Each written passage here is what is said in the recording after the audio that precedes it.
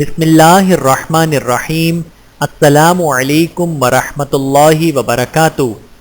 نماز میں انہماک اور خشوع پیدا کرنے کا نسخہ۔ نماز میں توجہ انہماک اور خشوع پیدا کرنے کا ایک مجرب نسخہ یہ ہے کہ نماز میں پڑھے جانے والے اذکار اور تلاوت ترجمے پہ غور کیا جائے۔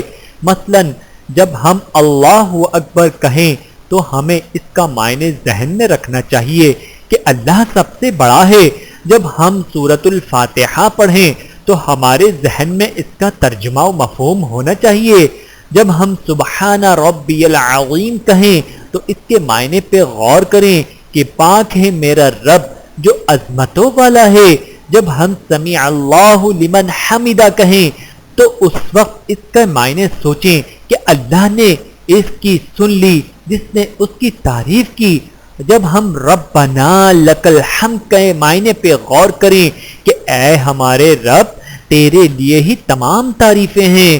جب ہم سبحان ربی الاعلی کے معنی پہ غور تدبر کریں گے کہ پاک ہے میرا رب بڑی شان والا۔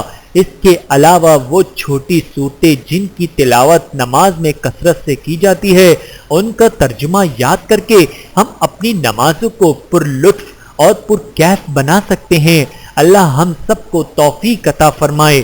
اللہ تعالی ہم سب کو سمجھنے کی اور عمل کرنے کی توفیق عطا فرمائے۔ آمین ثم آمین۔